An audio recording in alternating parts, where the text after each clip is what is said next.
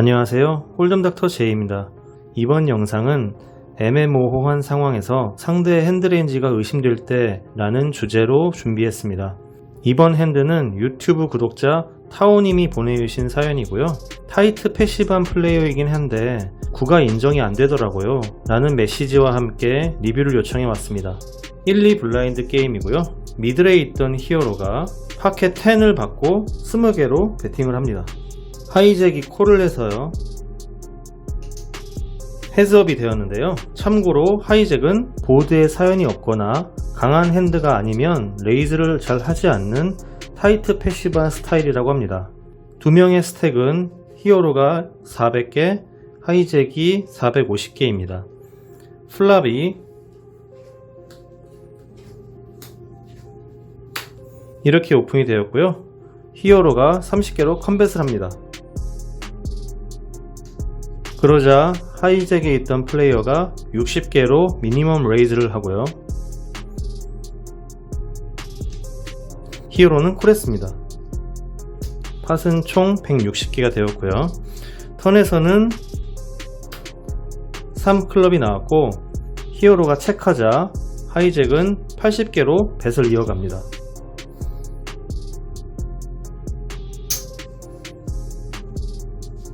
히어로는 콜했고요. 팟은 약 320개인데 리버에서는 4하트가 나왔습니다. 히어로가 다시 한번 체크하자 상대는 100개를 배팅했고요. 히어로는 고민 끝에 콜을 했고 상대는 8 다이아몬드, 9 다이아몬드를 오픈하고 팟을 가져갔는데요. 이 핸드에 대해서 리뷰해 보도록 하겠습니다. 먼저 플랍으로 가보겠습니다. 프리플랍에 20개의 뱃을 했고 헤즈업 구도가 되어서 프리플랍에는 특별한 코멘트를 할 것이 없어서 바로 플랍부터 보도록 하겠습니다. 플랍이 이렇게 오픈이 되었고요. 히어로는 파켓 10을 가지고 있기 때문에 괜찮은 플랍이라고 할 수 있습니다. 그리고 40개의 팟에 30개로 컴뱃을 했죠. 이런 액션은 당연한 겁니다. 그런데 상대가 히어로의 컴뱃에 미니멈 레이즈를 했어요. 60개로.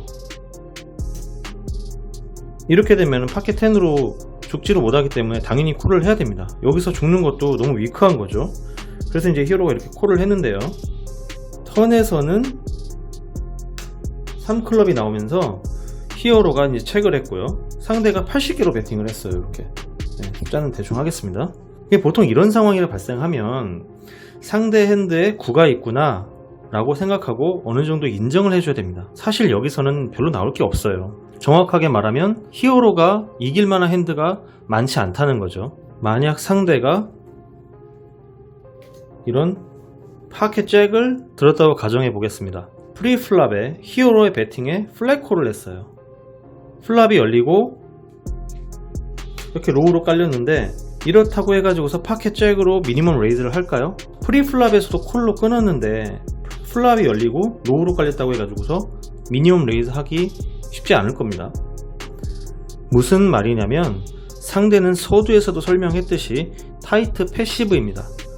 보드에 사연이 없으면 폴드하고 강한 핸드가 아니면 레이즈를 잘 하지 않는 스타일이라고 했죠. 그럼 하이잭 입장에서 강한 핸드는 뭘까요? 아마도 에이스 킹, 코인 파켓, 킹 파켓, 에어라인 이런 4개의 핸드가 해당 사항이겠죠. 낮은 블라인드에서 타이트 패시브한 플레이어가 3벳을 하는 핸드는 거의 정해져 있어요. 의심하지 않고 자기가 팟에 참여하지 않고 제3자의 입장에서 본다면 쉽게 눈에 보이죠. 하지만 자신의 핸드가 싸워볼만 하거나 강한 핸드일 때에는 그런 액션이 눈에 잘 안 들어올 수도 있습니다. 어쨌든 이렇게 파켓 잭을 가졌는데 플랍에서 로우로 깔렸을 때 미니멈 레이즈를 한다면 프리플랍에서도 주도권을 가져가기 위해서 높은 확률로 3벳을 할 것이기 때문에 파켓 잭과 같은 핸드는 가능성이 낮습니다. 그럼 이번에는 상대가 이런 에이스 킹이나 이런 핸드를 가졌을 때로 가정을 해보겠습니다.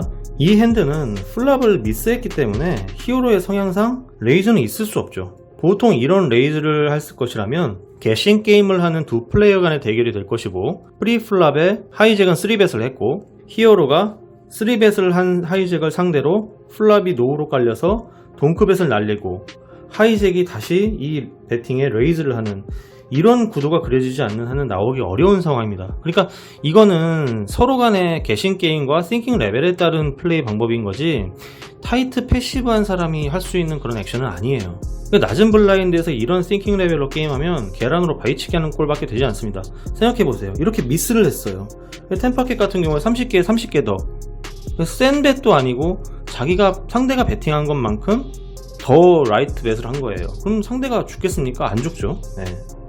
이런 생각과 전술을 이용하려면 공부를 많이 하시고 포커에 대한 이해도가 높아졌을 때 높은 블라인드에서 하세요. 다시 돌아와서요.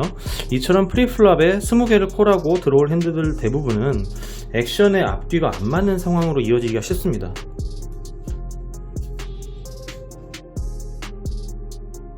간혹 어그레시브하거나 매니악과 같은 플레이어들은 아무것도 없는 상황에서 이런 액션도 종종 합니다만은 그건 매니악이잖아요. 네, 하이잭은 타이트 패시브입니다. 플랍이 이렇게 오픈이 되고 프리플랍의 약한 모습을 보였던 상대가 히어로의 컴뱃에 미니멈 레이즈를 할 핸드라고 하면 남은 거는 이런 구가 포함되어 있는 핸드들 이런 거밖에 이제 거의 안 남죠. 히어로는 아마도 상대 핸드레인지에 구가 있기는 힘들 거라는 판단을 한 것 같습니다. 하지만 상대가 이제 하이잭이 있던 상대가 턴에서 이런 3클럽이 나왔음에도 불구하고 이제 팟 160개, 80개 벳, 하프 사이즈 벳을 하니까 머리가 복잡해진 거죠. 자, 이럴 때 여러분들에게 팁을 제가 하나 드릴게요. 내가 생각한 상대의 핸드레인지와 벗어난 보드에서 상대가 강한 액션을 한다면 정황상 인정을 하고 폴드하세요. 물론 상대가 블러핑을 할 수도 있습니다. 아닐 거야 하면서 들어갔고 블러핑 캐치에 성공할 수도 있습니다. 하지만 이번 영상처럼 큰 데미지를 입을 가능성이 더 높죠. 상대의 블러핑 핸드 조합과 강한 핸드 조합을 계산하지 못한다면 블러핑 캐치는 안 하시는 것이 좋습니다. 그냥 단순하게 이게 없을 것 같은데 이런 생각으로 블러핑 캐치를 하는 게 대부분일 거예요. 근데 블러핑 캐치에 대한 확률을 좀 높이려면 상대의 핸드레인지에 대한 조합을 좀 연구를 하시면 좀 더 쉬운 블러핑 캐치를 할 수 있습니다. 더군다나 보드가 이렇게 불편한데 상대는 계속해서 뱃을 해옵니다.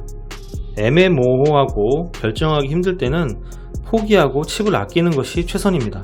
리버에서는 4하트가 나왔고요. 상대는 계속해서 뱃을 했죠. 만약 하이잭이 블러핑을 하는 것이라면 리버까지 카드가 다 나온 시점에서 마지막 트리플 배럴을 할 가능성은 굉장히 낮습니다. 포기하고 상대의 핸드가 뭔지 확인하기 위해 체크백 하겠죠. 리버 블러프에 대한 설명을 더 할 수 있지만 그 부분은 추후에 다루기로 하고요. 어쨌든 상대의 이런 액션에 히어로가 콜한 것은 정말 큰 실수예요. 히어로는 이미 처음부터 예상하고 있었어요. 상대 핸드에 구가 있을 수 있다는 것을. 그럼에도 불구하고 상대가 적당한 뱃으로 액션을 하니 의심이 들지만 끌려간 겁니다. 리버에서 액션을 보세요. 팟이 320개였는데 100개만 배팅했어요. 보통 이런 액션은 누가 봐도 100% 밸류벳 아닐까요? 들어와라. 320개 팟인데 100개 콜하자니 좀 힘들고 죽자니 너무 아깝지? 이렇게 살살살 꼬시는 거예요. 만약에 블러핑을 한다면 남은 스택 전부를 넣던가 오버벳을 하겠죠. 상대한테 부담을 주고 포기하게 만드는 그런 전략을 쓸 겁니다. 제가 영상을 찍으면서 몇 번 말씀드린 멘트인데요. 사람을 의심하지 말고 상황을 의심하라. 사람을 보는 눈도 중요하지만 상황을 보는 눈이 더 중요하다. 포커를 하시면서 의심을 하면 한도 끝도 없습니다. 히어로도 상대가 타이트 패시브하고 차연 없으면 플랍부터 폴드한다는 사실을 잘 알고 있었을 겁니다. 그렇게 생각을 하고 있었고 상대가 이런 액션을 했다면 인정을 했어야죠. 타이트 패시브한 상대라고 이런 핸드가 나오지 말란 법 없습니다. 물론 상대가 진짜 파켓 퀸 이상의 핸드를 가지고 플랫콜로 끊을 수도 있어요. 그리고 조금 심한 경우에는 파켓 킹이나 에어라인을 가지고 플랫콜로 끊은 다음에 다른 사람의 3벳이나 올인을 유도하려고 그렇게 액션을 하는 경우도 있습니다. 하지만 그런 것들은 극히 일부분이고요. 지금과 같은 상황에서는 그렇게 강한 핸드는 나오지 않는다고 생각을 하는 것이 일반적입니다. 상대에 대한 나의 정보는 언제나 변할 수 있다는 점을 명심하세요. 이번 핸드 리뷰는 여기에서 마치겠습니다. 시청해주신 여러분 감사합니다.